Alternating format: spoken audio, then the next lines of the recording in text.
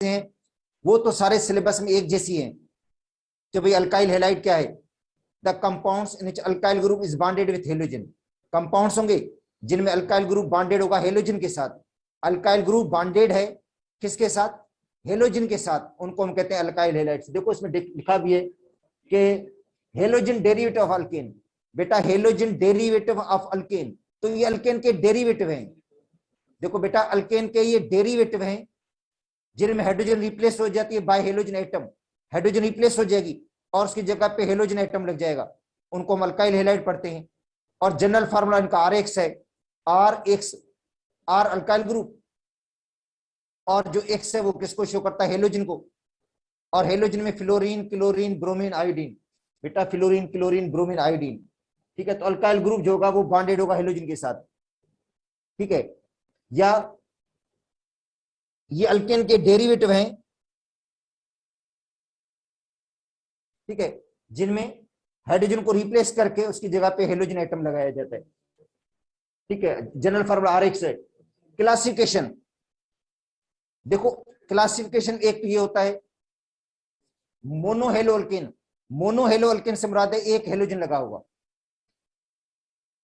ठीक है, जैसे क्लोरोमीथेन, क्लोरोइथेन, क्लोरोप्रोपेन, मतलब एक हेलोजन लगा होगा। अच्छा दूसरा होता है डायकेन, मतलब डायकेन है बेटा, डाई क्लोरोमीथेन, तो दो हेलोजन लगी हुई है। या जिसको हम पढ़ते हैं, एक पढ़ते हैं विसिनल और एक जिम्नल पढ़ते हैं, ये जरूर लिखना। विसिनल होता है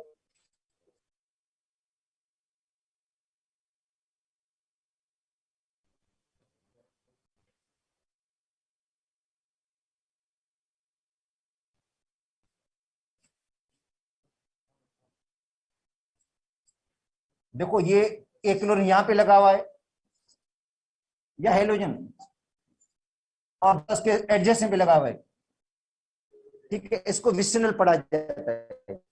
बेटा अगर दो कार्बन पे लगे हुए हैं, हेलोजन एडजेसेंट कार्बन पे लगे हैं, तो इसको पढ़ते हैं विसिनल।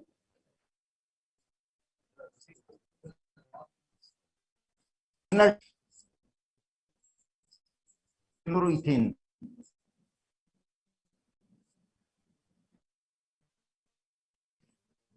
ठीक है बेटा। विसिनल डाइक्लोरोइथेन, ये विसिनल है कि भी एक हेलोजन 1 पे लगा हुआ, एडजेसेंट कार्बन पे लगा हुआ है। अगर दोनों हेलोजन एक ही कार्बन पे लगे होंगे, ठीक है, उसको कहते हैं जिम्नल।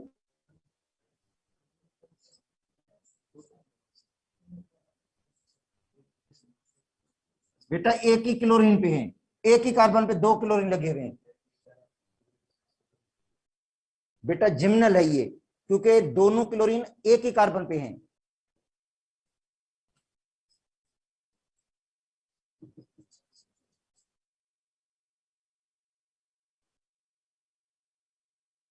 ये जिम्नल है,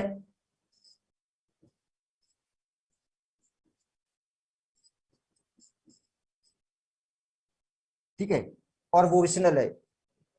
तो विसिनल में जो क्लोरीन लगेंगे या हेलोजन लगेंगे एडजेसेंट कार्बन पे लगेंगे। जिम्नल जो भी होगा, अगर आपको कहा जाता है कौन सा जिम्नल जो है डाइहैलाइड है, ठीक है, तो वो होगा कि जिसपे आपने देखो कि दोनों हेलोजन एक ही कार्बन पे हो, दोनों हेलोजन एक ही कार्बन पे, उसको जिम्नल पढ़ते हैं। तो ये बेसिक चीज थी।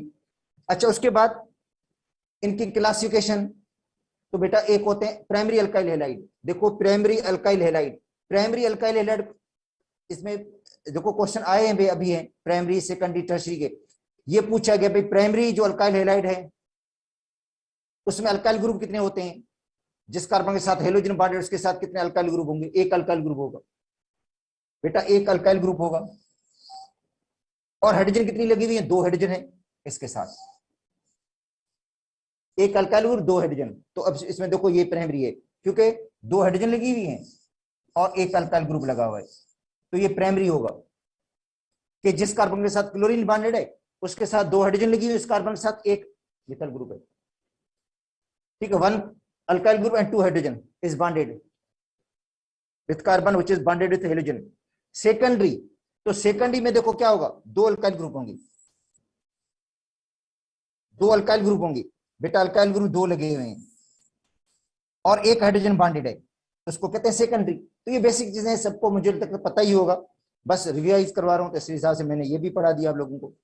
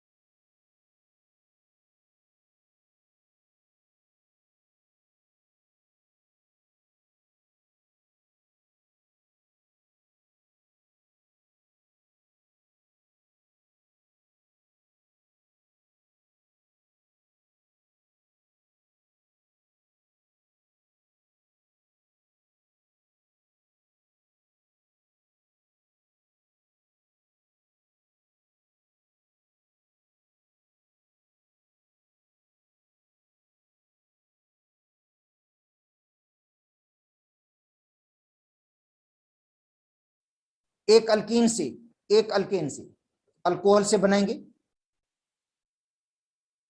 ठीक है, अल्कीन से बनाते हैं और अल्केन से भी।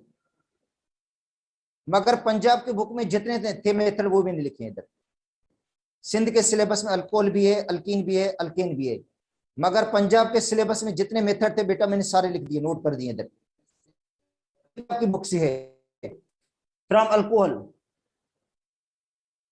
तो अल्कोहल को किसके साथ रिएक्शन कराते हैं? एसीएल के साथ, हेलोजन एसिड के साथ, in the presence of zinc chloride catalyst. तो OH की जगह पे Cl लग जाएगा।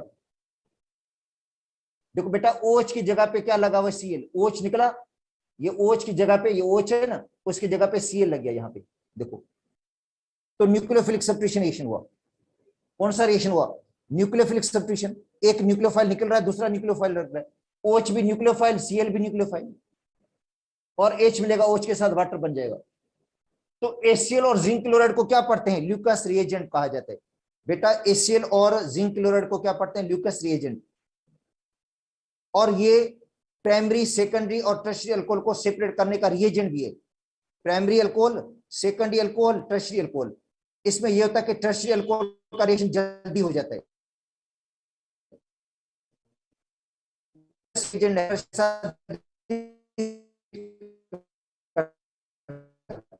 इमीडिएटली।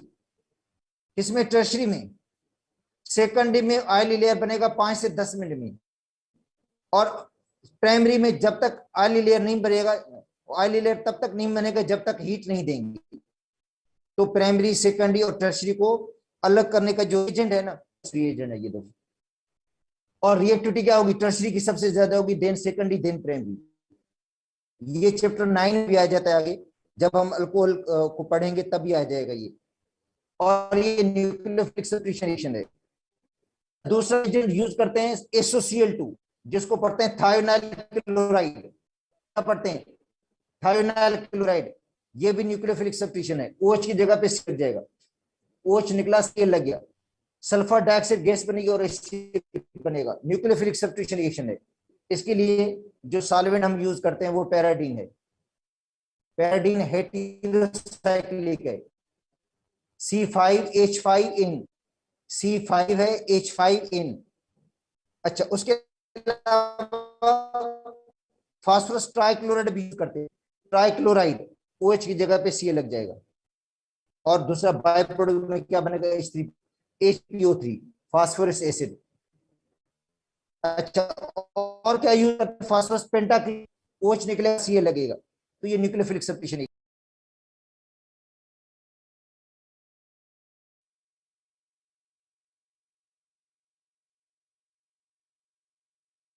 बहुत अहम बेटा, इसके अंदर शायद क्वेश्चन भी था इसके अंदर कि अल्काइल आयोडाइड को कैसे बनाएंगे हम, और ये फेडरल की बुक में शायद नहीं था, पंजाब की बुक में है, हमारी सिलेबस में भी नहीं है, और क्वेश्चन यहां से निकला हुआ भी है। ठीक है, किस तरह बनेगा फिर? तो alkyl iodide is prepared from alkyl chloride. तो अल्काइल आयोडाइड कैसे बनेगा? अगर मैं मिथाइल आयोडाइड बनाना चाहूं तो मिथाइल आयोडाइड मीथेन से तो नहीं बनेगा, मिथाइल आयोडाइड को मीथेन से तो नहीं बना सकते। अच्छा, इथाइल आयोडाइड इथेन से तो नहीं बनेगा, फिर बनेगा किससे? बनेगा अल्काइल क्लोराइड से, अल्काइल ब्रोमाइड से। देखो ये अल्काइल क्लोराइड, अल्काइल क्लोराइड है बेटा, क्या है? अल्काइल क्लोराइड प्लस में सोडियम आयोडाइड, प्लस में क्या है? Sodium iodide. तो Cl की जगह पे आई लग जाएगा, Cl की जगह Cl रिप्लेस होगा, उसकी जगह पे आई लग गया, अल्काइल आयोडाइड बन गया। Alkyl bromide plus sodium iodide, तो Br निकला, Br की जगह आई लग गया। तो इस तरह आप मिथाइल आयोडाइड बना सकते हैं, मिथाइल आयोडाइड बना सकते हैं मिथाइल क्लोराइड से, मिथाइल क्लोराइड से। इथाइल आयोडाइड बना सकते हैं इथाइल क्लोराइड या इथाइल ब्रोमाइड से। किसके साथ रिएक्शन कराएंगे? सोडियम आयोडाइड के साथ। तो ये बहुत अहम है, ये याद करना जरूर।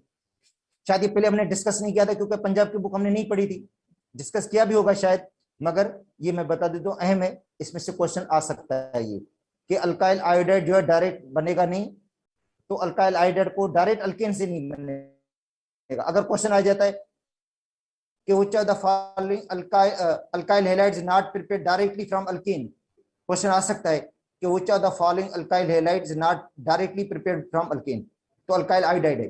अल्काइल ब्रोमाइड बन सकता है डायरेक्टली, क्लोराइड बन सकता है, फ्लोराइड तो वैसे भी बन जाएगा क्योंकि वो फास्ट रिएक्शन होता है, मगर अल्काइल आयोडाइड डायरेक्टली अल्केन से नहीं बनता। देखो बेटा, अल्काइल आयोडाइड डायरेक्टली अल्केन से नहीं बनेगा, ये नोट कर दो। अल्काइल जो आयोडाइड है वो डायरेक्टली अल्केन से नहीं बनता, ऊपर लिखा भी है। अब आते हैं reactivity of the alkyl halide. ठीक है, तो क्वेश्चन में लिख देता हूं इधर।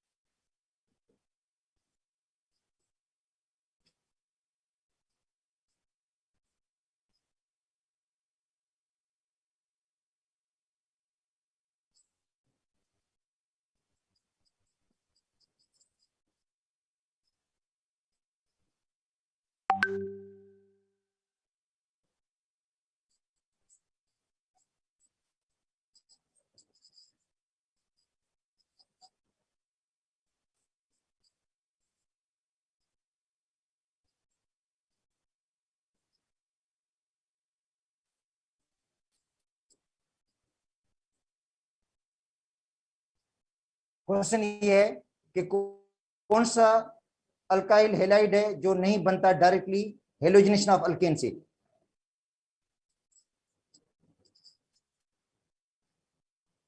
तो बेटा इसका करेक्ट जवाब है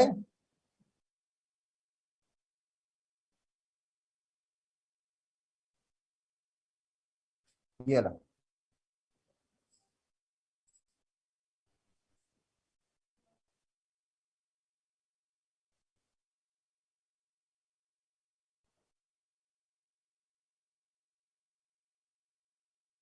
ठीक है, तो इसको अल्केन से नहीं बना सकते हम।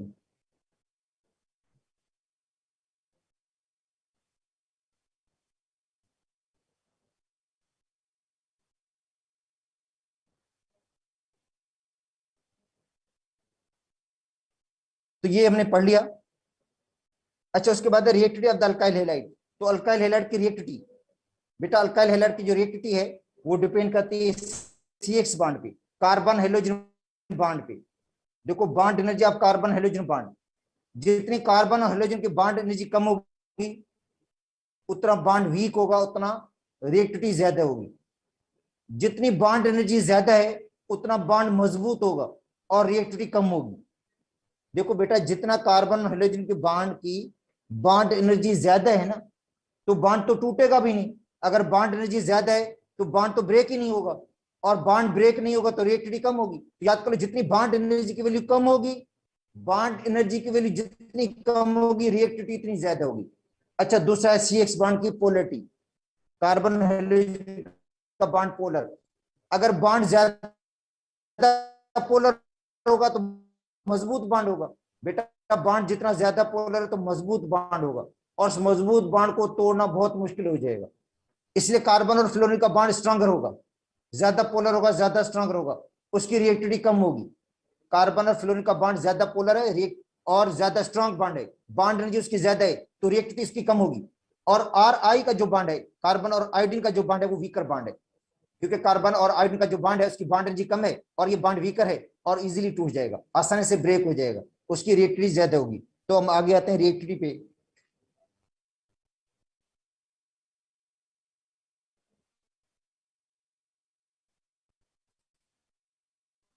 तो बेटा ये बॉन्ड एनर्जीज हैं, देखो ये बॉन्ड एनर्जीज हैं। CF की देखो 467 है बॉन्ड एनर्जी, CH की देख लो 413 है, कार्बन हाइड्रोजन का बॉन्ड, कार्बन क्लोरीन का बॉन्ड 346, कार्बन ब्रोमीन का बॉन्ड 290, कार्बन आयोडीन का बॉन्ड 228। तो वीकर बॉन्ड कौन सा होगा? बेटा जो कमजोर बॉन्ड है वो कार्बन आयोडीन का बॉन्ड है, और कार्बन आयोडीन की बॉन्ड वीकर बॉन्ड है, जल्दी टूट जाएगा और रिएक्टिविटी सबसे ज्यादा सी की होगी, इसलिए रिएक्टिविटी सबसे ज्यादा RI की है। RI की, उसके बाद RBr, उसके बाद RCl, उसके बाद RF का बॉन्ड स्ट्रांग है। ठीक है, तो CF bond is stronger. Carbon और हाइड्रोजन का जो फ्लोरीन का बॉन्ड है स्ट्रॉन्ग बॉन्ड है। ठीक है, इसलिए do not react eight Hardy condition, arm condition पे ये रिएक्ट नहीं करेगा, आर्मी कंडीशन पे ये रिएक्ट नहीं करेगा, इसलिए इसकी रिएक्टिविटी क्या होगी, कम होगी। और जबकि आर आई का जो बॉन्ड है वो वीक बॉन्ड, जल्दी टूट जाएगा। और बॉन्ड पोलरिटी ये है, ये बॉन्ड की पोलरिटी है बेटा, बॉन्ड की पोलरिटी ज्यादा है। और बॉन्ड की स्ट्रेंथ, ये बॉन्ड भी मजबूत है, जाहिर बॉन्ड मजबूत होगा तो रिएक्टिविटी कम होगी, तो रिएक्टिविटी ज्यादा इसी की होगी। तो इस ऊपर ये बॉन्ड की मतलब ये है रिएक्टिविटी का ऑर्डर, ये पोलरिटी का ऑर्डर, ये बॉन्ड स्ट्रेंथ का ऑर्डर है। अच्छा, रिएक्शंस ऑफ अल्काइल हैलाइड, तो बेटा अल्काइल हैलाइड कौन से किस्म के रिएक्शन देगा? अल्काइल हैलाइड जो देता है वो एक तो न्यूक्लियोफिलिक सब्स्टिट्यूशन रिएक्शन देगा, अल्काइल हैलाइड देता है न्यूक्लियोफिलिक सब्स्टिट्यूशन रिएक्शंस।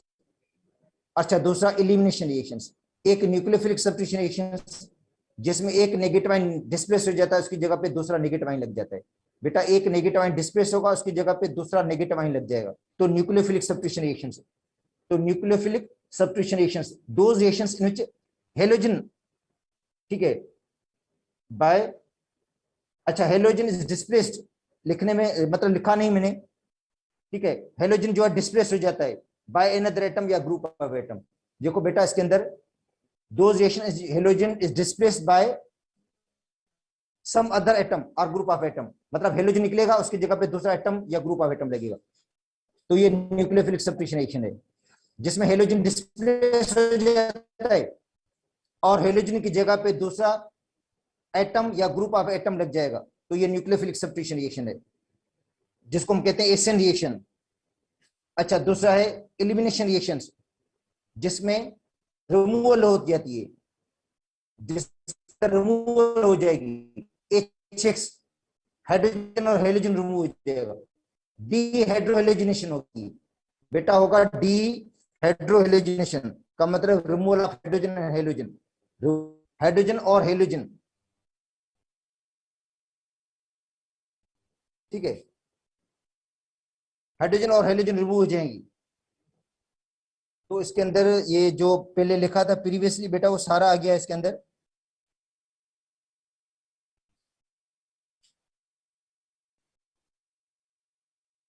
प्रीवियसली जो लिखा था बेटा क्वेश्चन वो पूरा इसके अंदर आ गया है, तो उसको रिमूव कर देता हूं मैं।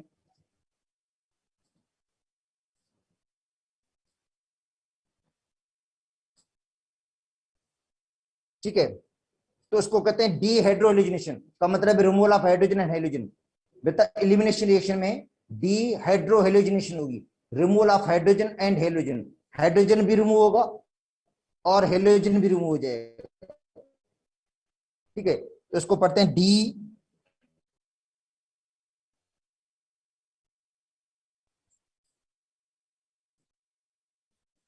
Hydro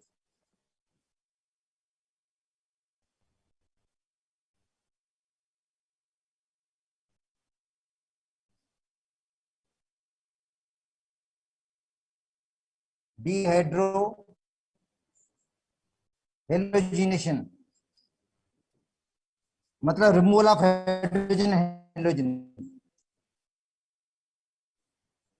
removal of hydrogen and halogen.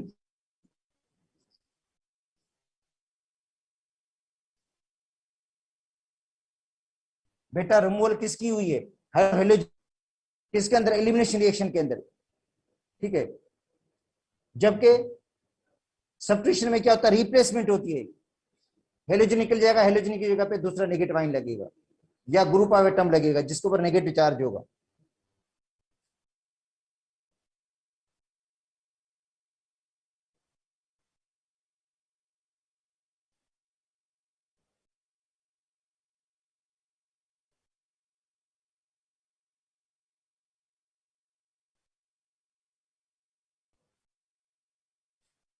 तो पहले आते हैं न्यूक्लियोफिलिक सब्स्टिट्यूशन रिएक्शन पे।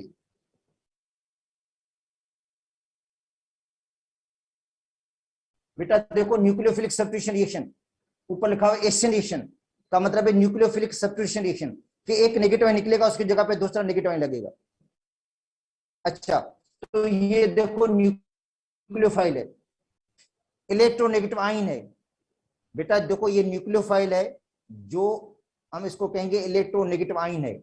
इलेक्ट्रोनेगेटिव आयन किस पर अटैक कर रहा है? कार्बन के ऊपर। कार्बन के ऊपर पॉजिटिव चार्ज है, इसको कहते हैं लीविंग ग्रुप। ये लीविंग ग्रुप भी न्यूक्लियोफाइल है।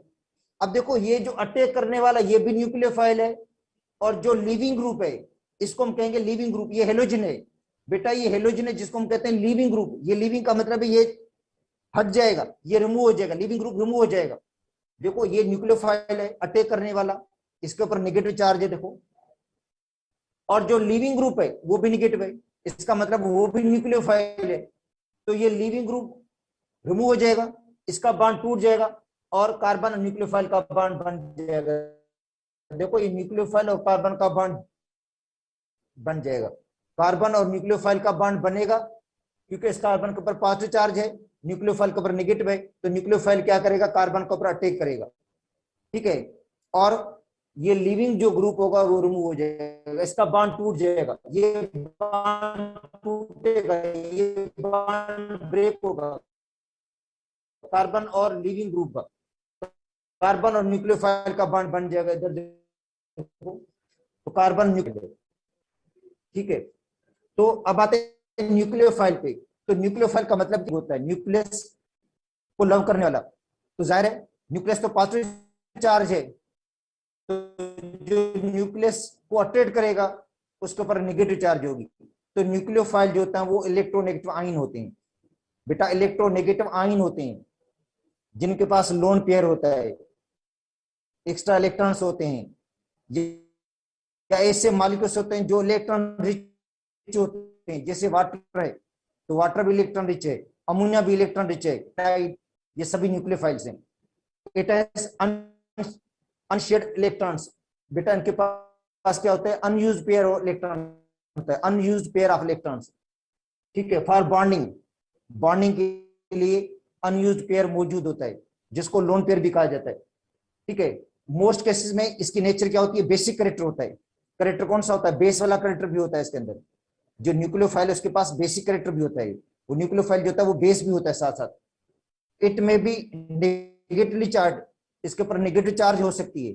इसके ऊपर चार्ज कौन सी होगी? नेगेटिव होगी, या न्यूट्रल चार्ज होगी, मतलब कोई चार्ज होगी नहीं, जैसे वाटर है, जैसे अमोनिया है।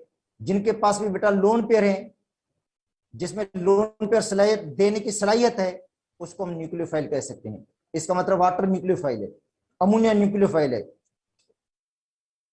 इथाइलिन डायमाइन आप लोगों ने में पढ़ा था डी ब्लॉक एलिमेंट्स के अंदर। इथाइलिन डायमाइन न्यूक्लियोफाइल है क्योंकि इसके पास लोन पेयर है। डाइथिलीन ट्राइअमाइन वो भी न्यूक्लियोफाइल है, उसके पास लोन पेयर मौजूद है, ठीक है। तो देखो OH nucleophile, OC25 nucleophile, ethoxy, hydrogen sulphide nucleophile, thiocyanate nucleophile, water nucleophile lone pair, ammonia nucleophile, NH2 amino ये भी न्यूक्लियोफाइल, Cl क्लोराइड, ब्रोमाइड ये सभी न्यूक्लियोफाइल है, इनके ऊपर नेगेटिव चार्ज है।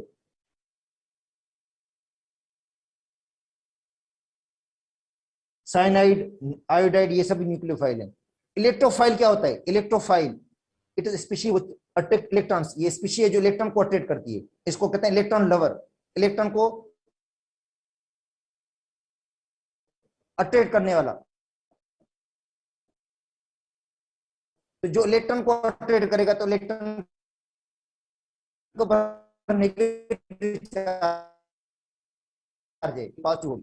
जो इलेक्ट्रोफाइल होते हैं वो पॉजिटिव चार्ज वाले होते हैं, ठीक है। जब उसके ऊपर पॉजिटिव चार्ज आएगी तो वो इलेक्ट्रोफाइल बन जाएगा, Cl पॉजिटिव इलेक्ट्रोफाइल। इसके अलावा जो भी इलेक्ट्रोफाइल कहा जाता है, ठीक है। तो इलेक्ट्रोफाइल क्या करते हैं? इलेक्ट्रॉन पेयर को एक्सेप्ट करते हैं बेटा। इलेक्ट्रोफाइल क्या करेगा? इलेक्ट्रॉन पेयर को एक्सेप्ट करेगा, ठीक है। इलेक्ट्रॉन पेयर को लेगा कहां से? न्यूक्लियोफाइल से, ठीक है। तो इन एचएन के ऊपर अब देखो ये इलेक्ट्रोफाइल है, ये न्यूक्लियोफाइल है, इसको इलेक्ट्रोफाइल कहते हैं, इसको न्यूक्लियोफाइल, क्योंकि इसके ऊपर पॉजिटिव चार्ज है ये इलेक्ट्रोफाइल है, और जिसके ऊपर नेगेटिव चार्ज है इसको न्यूक्लियोफाइल कहते हैं। तो अल्काइल हैलाइड में जो अल्काइल ग्रुप है वो इलेक्ट्रोफाइल है, और जो हेलोजन है वो न्यूक्लियोफाइल है।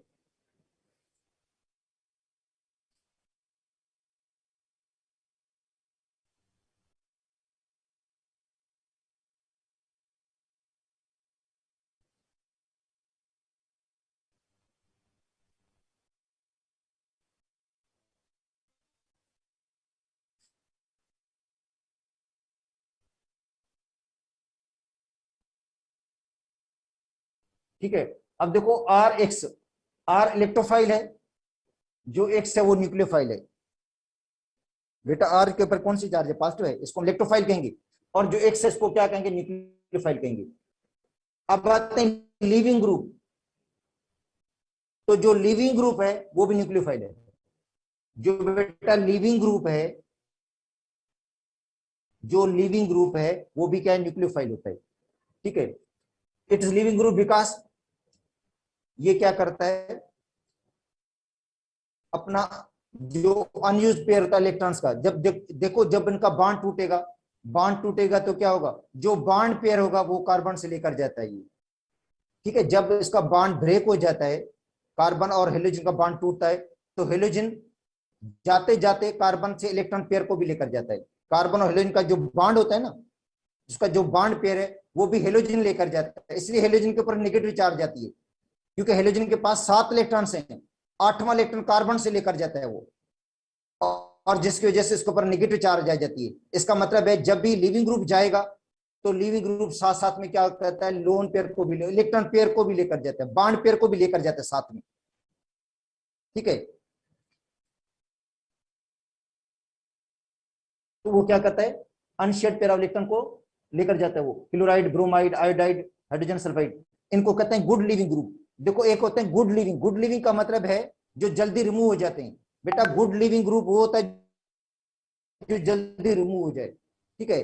देखो गुड लिविंग और बैड लिविंग, देखो जो गुड लिविंग ग्रुप होता है जो जल्दी रिमूव हो जाए। अब देखो फ्लोराइड बैड लिविंग है, मगर उसकी जगह पे जो आयोडाइड है, ब्रोमाइड है, वो गुड लिविंग है।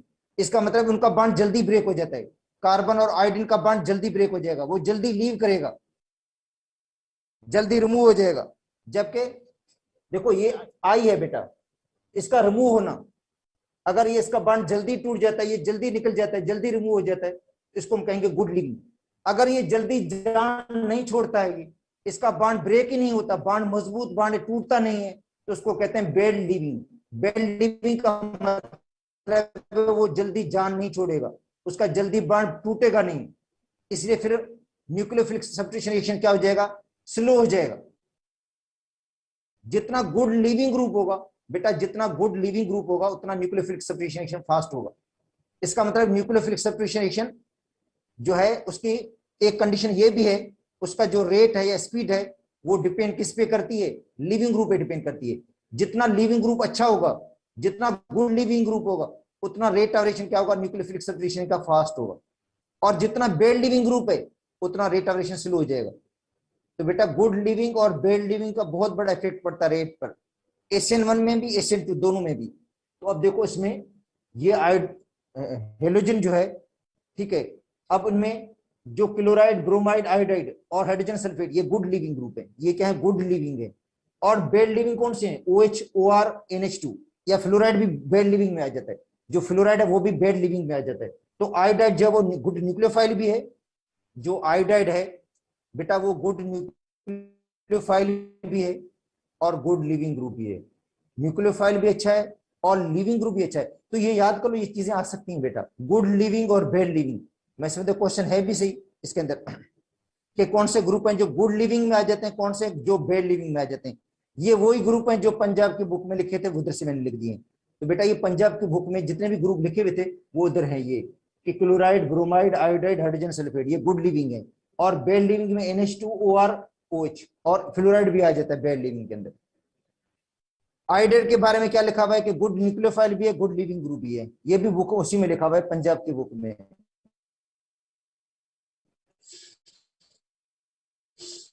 अब आते हैं mechanism of the nucleophilic substitution reaction.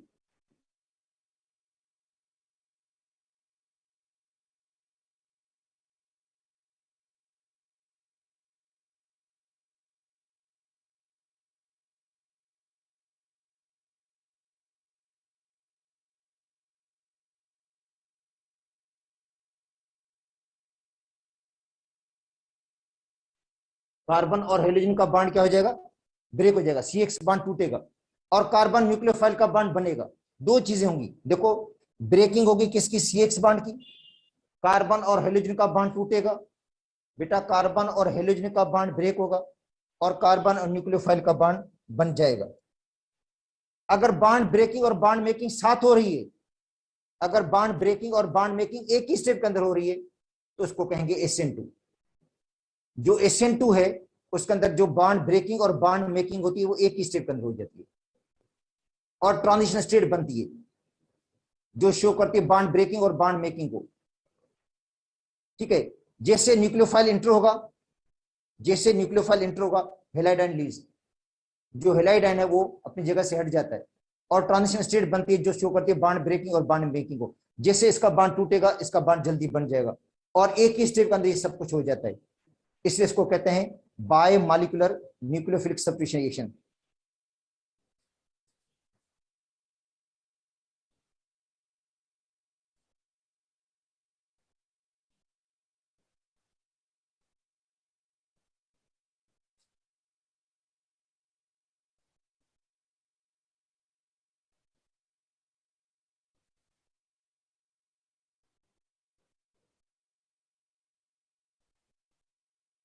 ठीक है, अब आते हैं SN2। बेटा SN2, अब देखो पहले SN2 है क्या? बायोमॉलिक्यूलर, बेटा बायोमॉलिक्यूलर न्यूक्लियोफिलिक सब्स्टिट्यूशन है ये, बायोमॉलिक्यूलर न्यूक्लियोफिलिक सब्स्टिट्यूशन। अब इसके अंदर क्या होगा, मैंने आपको पहले बता चुका, बॉन्ड ब्रेकिंग और बॉन्ड मेकिंग साथ होंगे। कार्बन और हेलोजन का बॉन्ड, देखो बॉन्ड ब्रेकिंग, ये कार्बन और हेलोजन का बॉन्ड टूटेगा, ये कार्बन और हेलोजन का बॉन्ड टूटेगा और कार्बन और OH का बॉन्ड बनेगा। देखो ये बॉन्ड टूट रहा है, ये बेटा बॉन्ड ब्रेक हो रहा है और ये बॉन्ड बन रहा है। ठीक है, एक ही स्टेट के अंदर। इस स्टेट को कहते हैं ट्रांजिशन स्टेट। क्या कहते हैं? स्टेट बनी है जो ब्रेकिंग और बॉन्ड मेकिंग को जाहिर कर रही है। स्टेप है ये, क्या है? स्लो स्टेप है। इसको कहते हैं rate determining step, rate determining step कहते हैं। इसके अंदर दो मॉलिक्यूल्स ले रहे हैं, एक तो अल्काइल हेलाइड ले रहा है, अल्काइल हेलाइड है, और दूसरा अटैकिंग न्यूक्लियोफाइल है। इसका मतलब रेट ऑफ रिएक्शन दोनों मॉलिक्यूल पर डिपेंड करेगा, रेट ऑफ रिएक्शन दोनों मॉलिक्यूल की कंसंट्रेशन पे डिपेंड करेगा, अल्काइल हेलाइड की कंसंट्रेशन पे भी डिपेंड करेगा और जो अटैकिंग न्यूक्लियोफाइल है उसकी कंसंट्रेशन पे भी डिपेंड करेगा, न्यूक्लियोफाइल पे भी। स्लो स्टेट में जैसे इसका बॉन्ड टूटेगा, इसका बॉन्ड टूटा, इसका बॉन्ड बन गया और कॉन्फ़िगरेशन इन्वर्ट हो गई है। इन्वर्ट का मतलब है कि जहां से Br निकल रहा है ना, OH उसके अपोजिट साइड से अटैक कर रहा है, OH उसके अपोजिट साइड से अटैक करेगा, अपोजिट साइड से लगा है, तो कॉन्फ़िगरेशन क्या हो गई? इन्वर्ट हो गई है। कॉन्फ़िगरेशन क्या हो गई है बेटा? इन्वर्ट। इसको कहते हैं इन्वर्जन ऑफ द कॉन्फ़िगरेशन। या ऑप्टिकल आइसोमेरिज्म में पढ़ा होगा, इन्वर्जन ऑफ द कॉन्फ़िगरेशन। तो कॉन्फ़िगरेशन 100% इन्वर्ट हो गई है और 100% इन्वर्जन SN2 के अंदर होती है। 100% जो इन्वर्जन है, देखो बेटा इन्वर्टेड मॉलिक्यूल, ठीक है, 100% इन्वर्जन हुई है, ये SN2 के अंदर होगी। SN1 के अंदर 50% इन्वर्जन होती है, 50% रिटेंशन होती है, वो आगे हम पढ़ते हैं। ठीक है, तो अब देखो ऊपर से पढ़ेंगे इसको, तो the bond breaking of CX bond, देखो bond breaking CX bond and bond making C nucleophile bond अगर साइमल्टेनियसली इज कॉल्ड SN2। बेटा बॉन्ड ब्रेकिंग और बॉन्ड मेकिंग क्या होगी? साथ होगी। बॉन्ड ब्रेकिंग और बॉन्ड मेकिंग, बॉन्ड का टूटना और बॉन्ड का बनना। देखो ये बॉन्ड ब्रेकिंग हो रही है, ये बॉन्ड ब्रेकिंग हो रही है, बॉन्ड का टूट रहा है, कार्बन हेलोजन का बॉन्ड, कार्बन और OH का बॉन्ड या न्यूक्लियोफाइल का बॉन्ड बन रहा है साइमल्टेनियसली एक ही वक्त। उसको हम क्या कहते हैं? SN2 कहते हैं। उस मैकेनिज्म को क्या कहेंगे? SN2। Nucleophile attack from the opposite side, nucleophile कहां से अटैक करेगा? अपोजिट साइड से अटैक करेगा। बेटा ये न्यूक्लियोफाइल है जो अटैक कहां से कर रहा है? अपोजिट साइड से, फ्रॉम द हेलोजन लीविंग। जो हेलोजन है ना, हेलोजन के अपोजिट साइड से अटैक करेगा। देखो हेलोजन के अपोजिट साइड से अटैक करेगा, ठीक है, हेलोजन के अपोजिट साइड से अटैक करता है। ठीक है, तो nucleophile attack from the side which is opposed to the living group, living group के अपोजिट साइड से अटैक करेगा। living group कौन सा? Br, उसके अपोजिट से अटैक करेगा। Transition state form, transition state बन रही है, ट्रांजिशन स्टेट बनी है जो शो करती है बॉन्ड ब्रेकिंग और बॉन्ड मेकिंग को।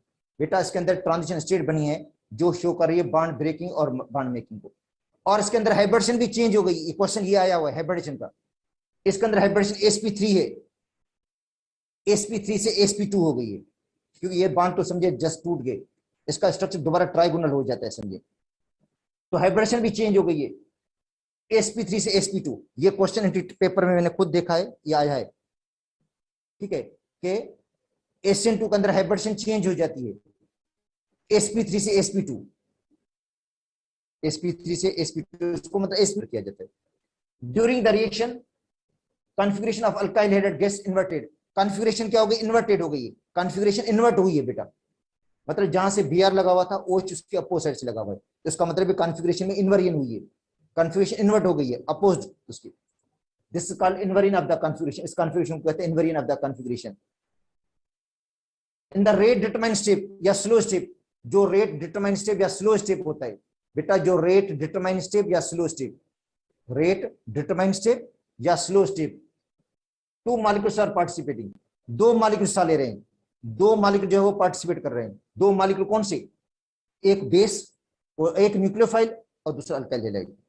बेटा देखो, जो रेट डिटरमाइन स्टेप या स्लो स्टेप, आप मैकेनिज्म पढ़ कर रहे हैं चैप्टर 8 में, रेट डिटरमाइन स्टेप कहते हैं स्लो स्टेप को, तो स्लो स्टेप में दो मॉलिक्यूल हिस्सा ले रहे हैं, एक न्यूक्लियोफाइल और एक अल्काइल हैलाइड, तो रेट इज इक्वल टू के कांस्टेंट, एक तो अल्काइल हैलाइड की कंसेंट्रेशन डिपेंड करेगा, इसके ऊपर पावर 1 होगा, और एक न्यूक्लियोफाइल को पर डिपेंड करेगा जिसके ऊपर पावर 1 है, तो इसका मतलब है न्यूक्लियोफाइल के हिसाब से फर्स्ट ऑर्डर, अगर न्यूक्लियोफाइल को डबल करेंगे तो रेट डबल हो जाएगा, अल्काइल हैलाइड को डबल करेंगे तो भी रेट डबल हो जाएगा, जब दोनों को डबल करेंगे तो रेट 4 गुना बढ़ जाएगा।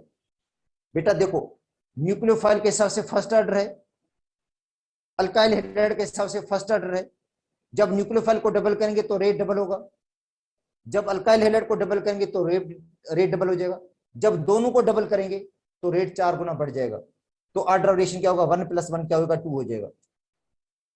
ठीक है,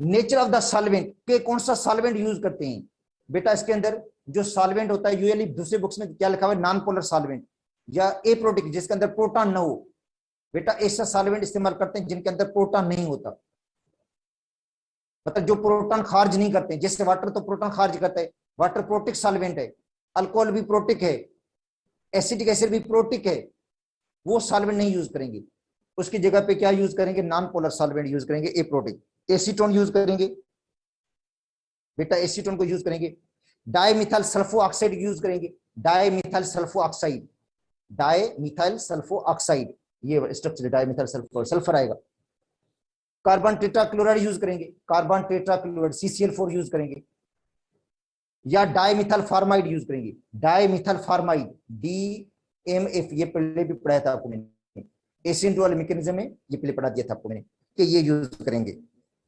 ठीक है, तो बेटा ये SN2 का मैकेनिज्म है, SN2 है bye molecular nucleophilic substitution reaction, जिसमें रेट ऑफ रिएक्शन जो होता है वो दो मॉलिक्यूल की कंसंट्रेशन पे डिपेंड करता है, दो मॉलिक्यूल कौन से, एक न्यूक्लियोफाइल पे और दूसरा किस पे, अल्काइल हैलाइड की कंसंट्रेशन पे। ठीक है, तो आज इतना काफी है क्योंकि टाइम भी 1 घंटा हो गया, इंशाल्लाह कल बाकी जो रिमेनिंग पोर्शन होगा इसका कर लेंगे हम, मतलब SN1 भी कर लें और एलिमिनेशन रिएक्शन भी कर लें, और जो ग्रिग्नार्ड रिएजेंट है उसके जो मेन रिएक्शंस हैं वो भी हम पढ़ लें कल, तो ट्राई करेंगे कि कल बिल्कुल कंप्लीट कर लें इसको 8वें चैप्टर को। उसके बाद जो भी आपके आपके क्वेश्चंस होंगे बेटा वो मैं ट्राई करूंगा उसको हल करने के हवाले से, पढ़ाने के हवाले से, कि शॉर्टेस्ट टाइम में जितना पॉसिबल हो सके। तो आपको भी मैं सजेशन देता हूँ कि आपको अब रीड करना है तो बेटा पंजाब की बुक को रीड करें, उसको लाइन बाय लाइन पढ़ें, लाइन बाय लाइन, क्योंकि क्वेश्चन जो भी आ रहे हैं अब लाइन बाय लाइन, अभी जो उन्होंने प्रैक्टिस शीट दी है, जो प्रैक्टिस पेपर दिए हैं उसके अंदर तो ऐसे ही क्वेश्चन लग रहा है कि लाइन बाय लाइन क्वेश्चन आ रहे हैं। ठीक है, और अगर उसको याद करेंगे तो फेडरल हमारे पहले भी पढ़ा हुआ है, और सिंध के सिलेबस से लाइन बाय लाइन क्वेश्चन तो नहीं आ रहे, कंसेप्ट वही उसी में से भी है। ठीक है, मगर 100% जा रहा है पेपर उसी में से नहीं आ रहा है बेटा, पेपर जो भी आ रहा है वो ज्यादातर आ रहा है पंजाब के सिलेबस में से आ रहा है, तो पंजाब के सिलेबस को मतलब अभी थोड़ा पढ़ें आप लोग, उसकी थ्योरी को पढ़ लें, उसकी जो